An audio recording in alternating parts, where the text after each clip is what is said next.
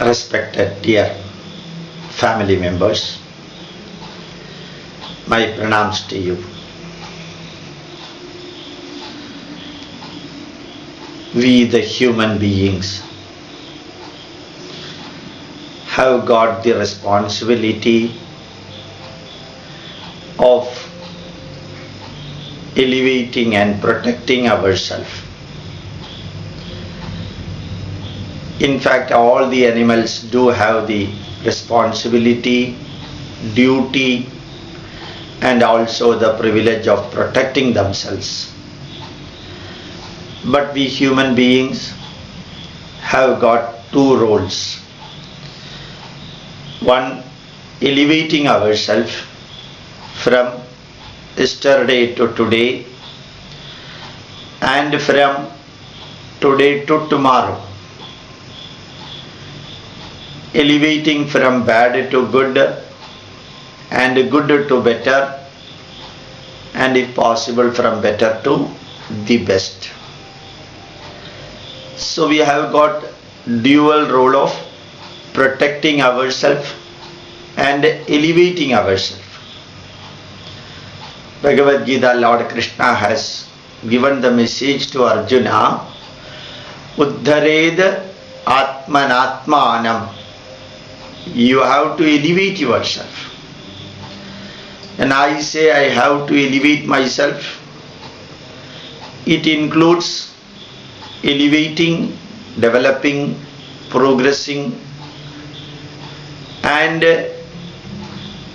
taking my mind, body, family, society, and nation to a higher level than the earlier status. So I have to elevate my mind, and that is my responsibility. I have to elevate my mind from fear to fearless state, a state of mind filled with anger to a state where angerless state is attained, from inferiority complex to self-confidence, from self-aversion to self-respect, confusion to clarity, and contradicting to complementing. So I have to elevate my mind, and that is my responsibility. Others may be supporting me, may not be supporting me. Similarly, I have to elevate my body from ill health to good health. Any problem, any health problem, or any pain, or any negative suffered by my body has to be subjected to treatment, medical treatment or other treatment, so that I regain the health, so that my mind can use my body for what I wish to achieve in the world.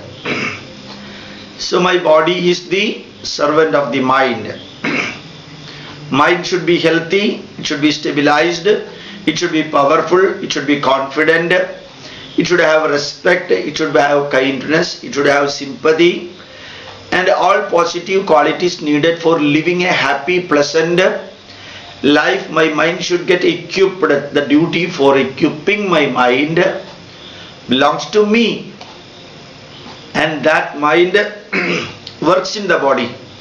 Sharira manaso yoga paraspara manuvrajeta. The mind and the body exist complementary to each other. So all that needed good things for nourishing my body, for enriching my body, for building my body, all those things I have to provide to my body. That is my responsibility. Just like I am protecting myself, I have got the responsibility to protect my family also. My wife, my children, my father, my mother, and so on.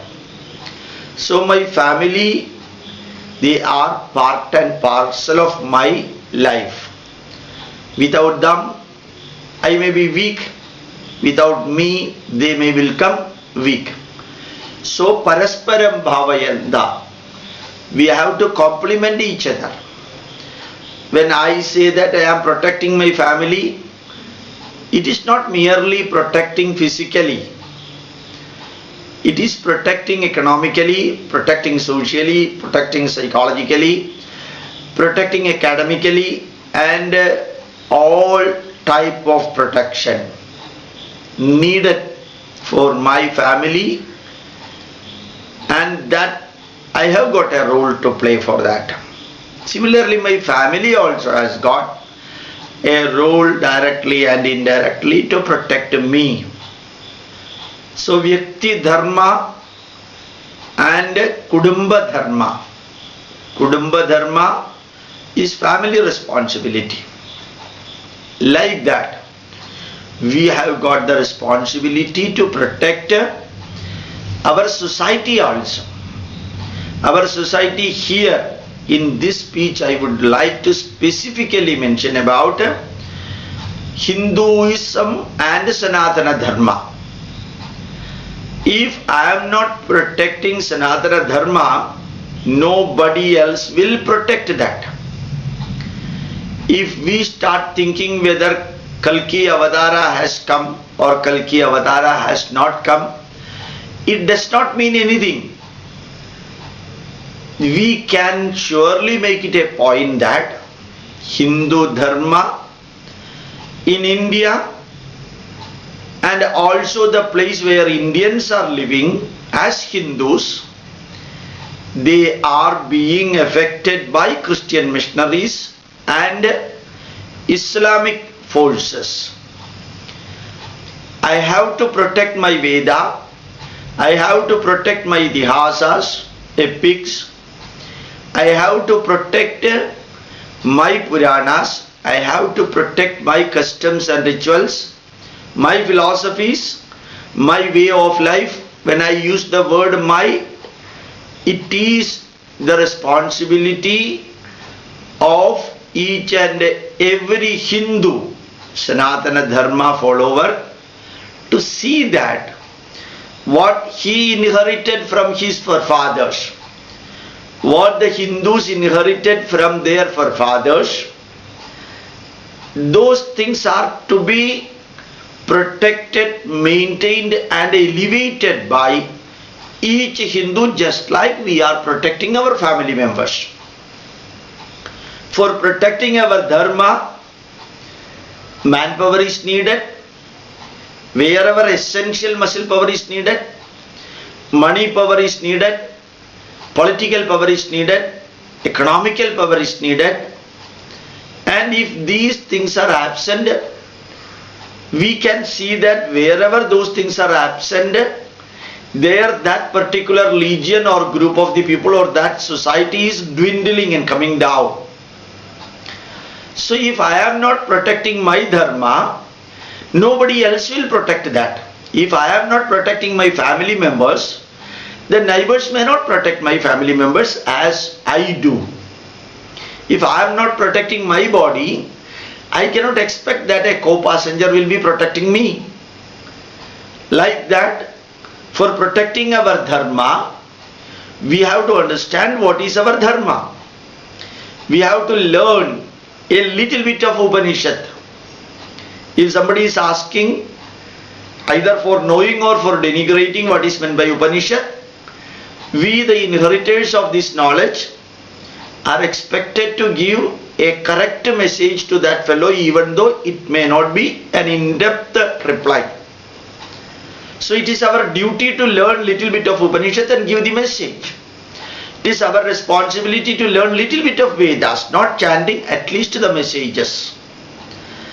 And it is our responsibility to see that when Ramayana, Mahabharata and Puranas, we know at least a little bit, just like we know what are the properties, whether land or building or books or anything, that our forefathers have handed over to us. If we do not know what are the properties given to us by our forefathers, then how can we protect them?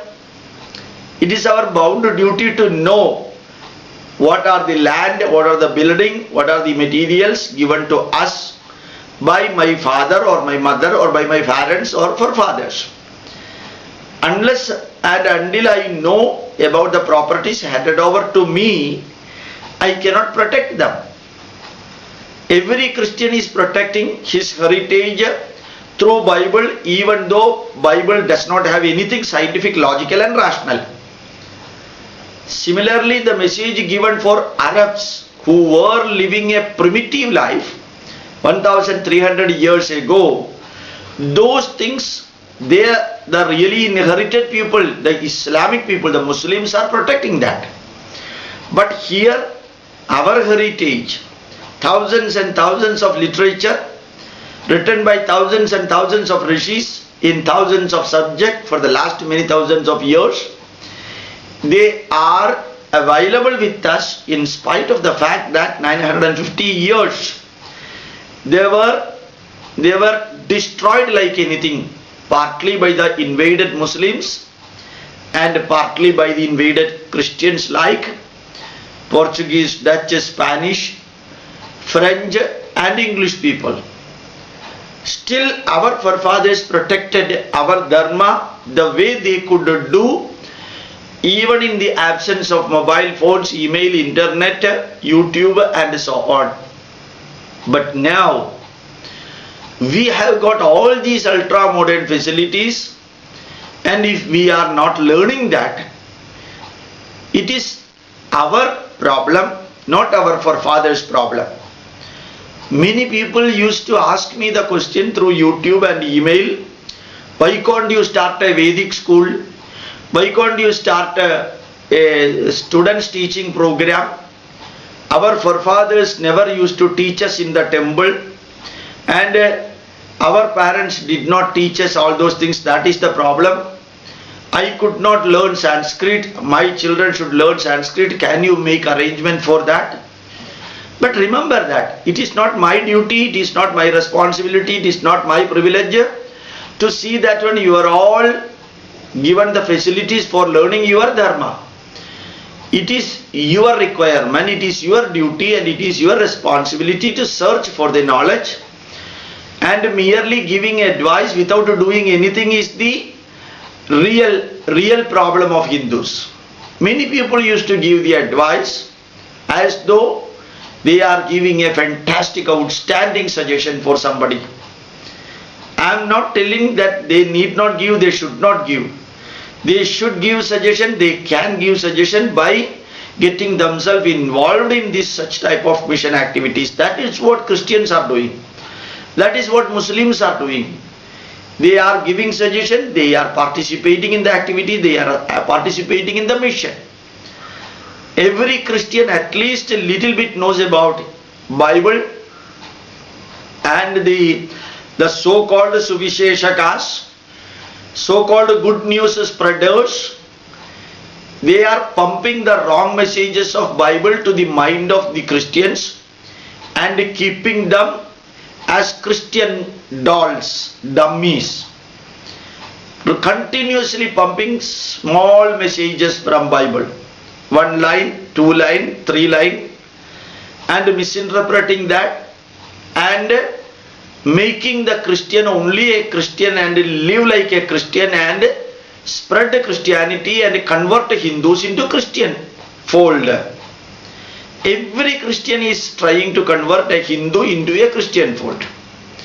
Yesterday I got an email saying that a Red Cross helping hand, a house nurse was recruited from Red Cross Institute, and that house nurse had a Hindu name Lakshmi, and that house nurse started nursing the old mother of the family and slowly started injecting Christianity, even though she was earlier a Hindu carrying the Hindu name of Lakshmi. She started telling the old age woman in the family that they should remove all Hindu idols from the puja room. Only the Jesus Christ and Virgin Mary idol should be put with the cross. So hundreds and thousands of people bearing Hindu name, maybe formerly they were Hindus, they are given enough money for converting the Hindus, and they may be working as Pakka doctors, they may be working as nurses, they may be working as house nurses, they may be working as ayahs, servants, but they penetrate, they go deep into the mind of the Hindus when they come in contact with the Hindus, either in the office or in the home or while going to hospital or in the treatment ward or in the operating hall, surgery hall. Many doctors are even creating a fear psychosis in the mind of the Hindus who are undergoing surgery in the operation theatre by informing the patient, Hindu patient, by the Christian doctor that if you are not believing in Jesus Christ, the chance of survival is 0 or 10% only. If you believe, if you pray Jesus Christ, the chance of survival is 95%. A Christian doctor, Dr. Kuriakos, Dr. Kuruvilla, Dr. Joseph, I know them pretty well. They are MBBS, MS, surgeons. They convert the Hindu patients, even in government hospital like Trivandrum Medical College Hospital. And in universities, many professors, they provoke the Hindu students to convert into Christianity. In many Christian schools and many Hindu schools, remember that many Christian schools and many Hindu schools, the Christian teachers provoke the students to convert into Christianity. And they are doing the conversion by hooks and crooks, by all treachery. What I wanted to convey you that you should also know the cheating pathway adopted by Christians and Muslims to convert the Hindus. If I am not protecting Hindu Dharma, then who else will protect that? No avatar is going to come again, and we need not wait for any other avatara whether Kalki will be coming or not. We are all part of avataras to protect that. So remember that if you are not protecting your family members, and if you are not protecting the Hindus, the social society with which you are associated with, nobody else will do it. Hindus are behaving super seculars. Every Christian is working for Christianity, every Muslim is working for Islam, and every Hindu is working for Christians and Muslims, keeping away from Hindu Dharma. A Christian is very proud. Christians proudly he used to say, I am a Christian. A Muslim proudly used to say, I am a Muslim. A Hindu rarely used to say, I am a Hindu. And Hindus are the only people who said, Loka samasta sukhino bhavantu. Christians always said that those who are following Jesus only will survive. Others will perish and will go to purgatory or hell. Islam also says those who are following Quran, those who are following Hajj procedures, those who are following the Allah's message only will survive, others will perish. We never said that. We never prayed Bharatiyaha samasta sukhino bhavantu. Still we are non-secular, they are secular. All the people are protecting the Christians in India and Muslims in India. All the so-called facilities for the minority are given for them. They are building their mosques and church throughout India, even the remotest tribal high ranges and forests, without the knowledge of common Hindus. Thousands and thousands of churches are being built, and I would like to say that every year I used to go to Arunachal Pradesh in the month of January and spend about 20 days there. What I could see there, when I happened to go there 5 years ago, there were about 20,000 Christians and 8 lakhs Hindus. Now you can see, if you go there, 8 lakhs Christians and about 30 or 40,000 Hindus. Those Hindus do not know what is meant by their religion or their tribal culture. What I wanted to say, in the remotest area of India, like Arunachal Pradesh, Assam, Nagaland, Mizoram, Manipur, everywhere 90-95% of the Hindus got already converted into Christian fold silently.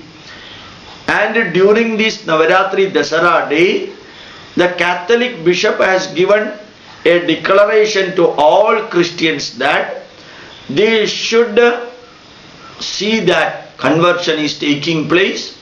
The fastest way and the ultimate aim of Christian priesthood is that making India a Christian land. Remember that. They are declaring it. Converting India to the Christian fold is the ultimate aim. Billions and billions of dollars are flowing to India. The support from Italy people, the Pope and Indian Italy man, woman, they are all converting and supporting conversion in India. And if I am not doing anything for protecting my dharma, I am only going to advise, and I am advising the other people that they should do something, and appreciating or congratulating with the feeble words those who are doing something does not mean anything. It is not a work. All Hindus who happen to go to Saudi Arabia and Middle East countries, they know how the Muslims, particularly Indian Muslims, Kerala Muslims, working in Middle East country, trying their level best to convert Hindus, Indian Hindus in foreign land to Islamic culture. Same thing, Kerala Christians are spreading Christianity throughout India.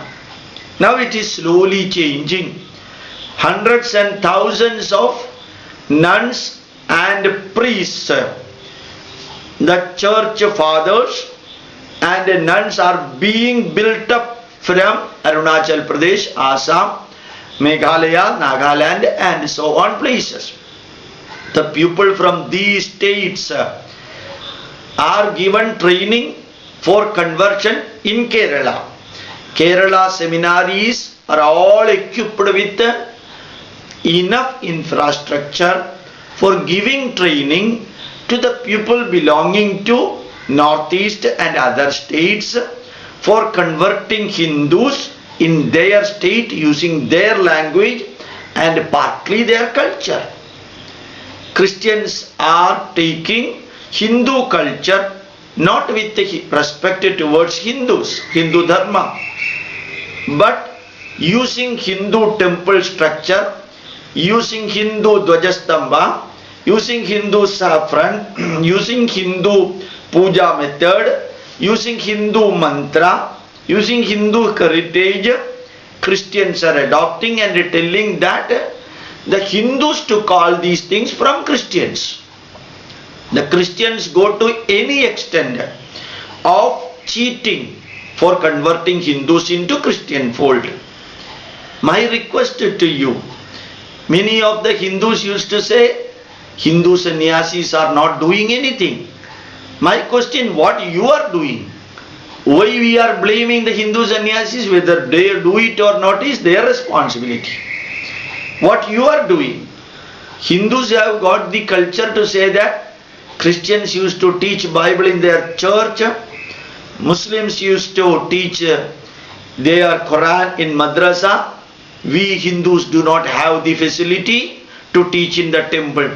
If we or anybody starts teaching Hindu Dharma in the temple, how many Hindus will be sending their children for learning Hindu Dharma? Hardly 1 or 2 or 3, not even 1 dozen or 2 dozen. So we Hindus have taken the culture of criticizing other Hindus, saying that they are not doing anything. So how can we protect our Dharma? This particular fellow who is criticizing other Hindus, he is making money and looking after only his family and then blaming others. Whereas a Christian will never do that one. He will be giving 5 lakhs rupees for building a church. Minimum 10% of the salary every month goes to church from a Christian. Even a converted Hindu converted to Christianity, Hindu converted to Islam, gives 10 to 15% of his salary to Christian fold. When he was a Hindu, he never used to give even 10 rupee for a temple. And remember that many of the Christians bearing Hindu name, they are not Hindus. They are Pakka Christians, mainly Pentecost Christians.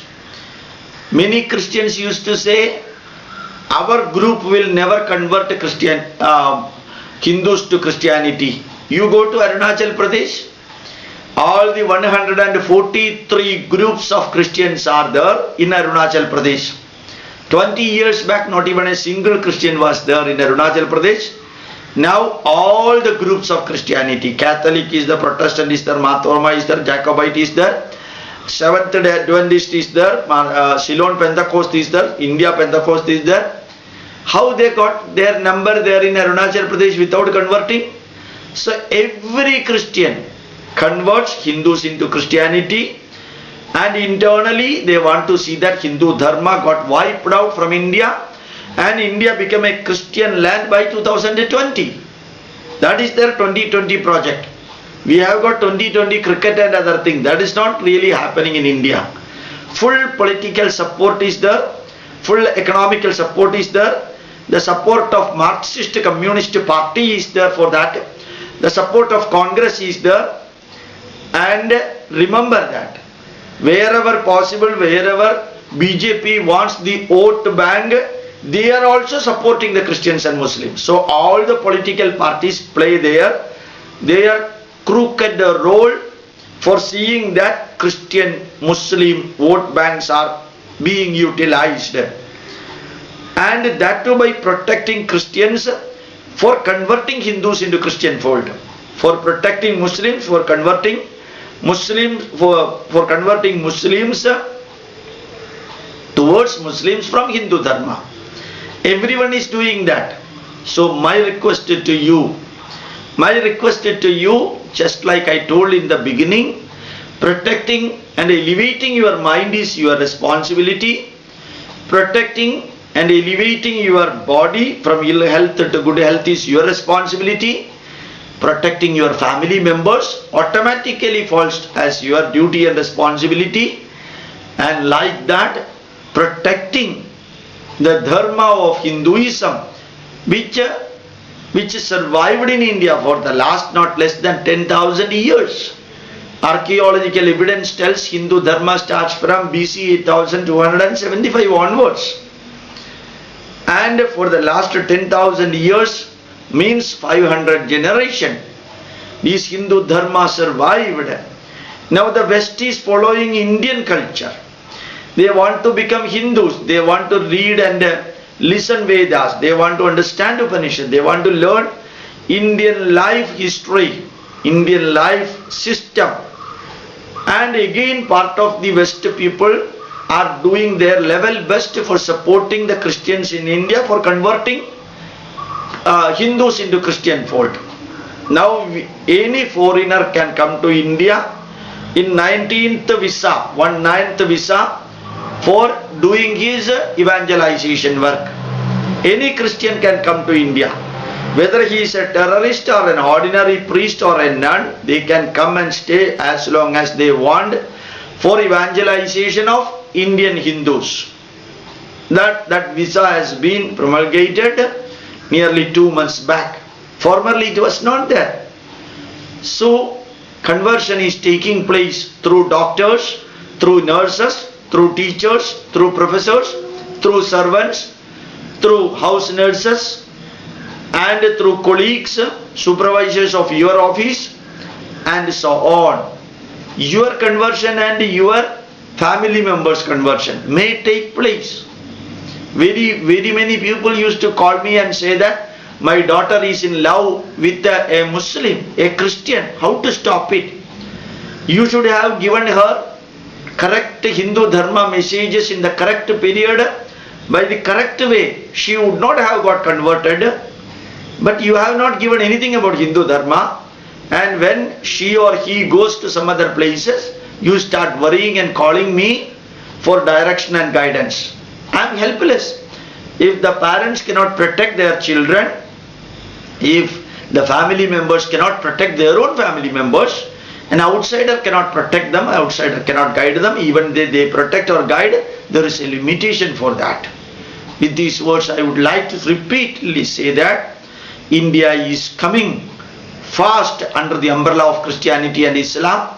If you are not protecting Hindu Dharma, nobody else will do that responsibility. Nobody else will take that responsibility and protect your family members and Dharma. With these words, I fold my hands with pranams. Thank you very much. Do your level best for spreading the YouTube messages to all Indians and also those who love India and Hindu Dharma. Thank you very much. My pranams.